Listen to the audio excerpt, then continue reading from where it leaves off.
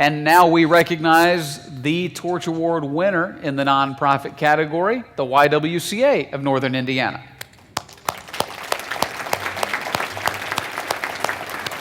And accepting the award tonight is Board Chair Jan Wilhelm. As she comes forward, here are some highlights from the YWCA story.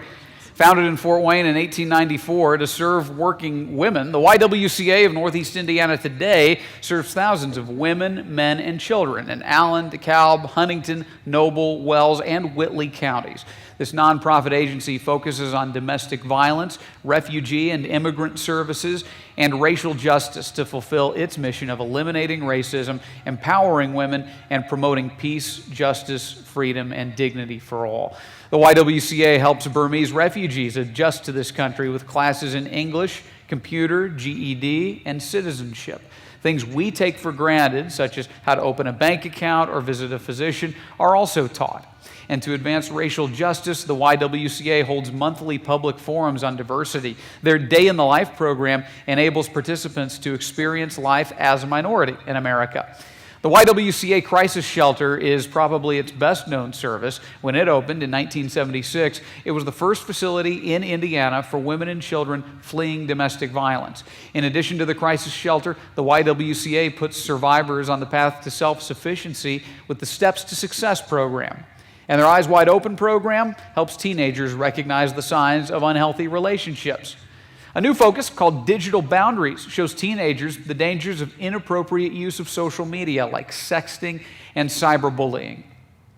The Torch Awards Selection Committee had this to say about the YWCA, saying, "We are particularly impressed with the YWCA's strong financial controls to separate types of funding and to honor the designated use and purpose of funds. We're also impressed with their extensive staff training to maintain client confidentiality and safety, and the examples of informing funders of unspent money and closing the sports club to stay true to their mission when several constituents did not agree are incredible examples of ethical overachievement." Jan is here.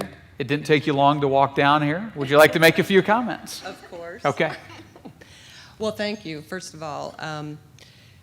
There's a lot more to the YWCA than I think a lot of people know, so thank you very much for telling so much of our story. It's a very deep organization.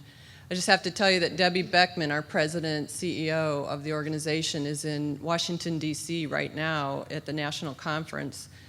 Today, I believe they were on Capitol Hill talking to legislatures about various bills and ways that the country and the state can benefit women and families that need support to keep them safe and advocate for them. So I'm here, and little did she know that I had such a special thing to do for her. This is really, really neat. The board and the staff and the volunteers work really hard to constantly find ways to make sure that women are safe.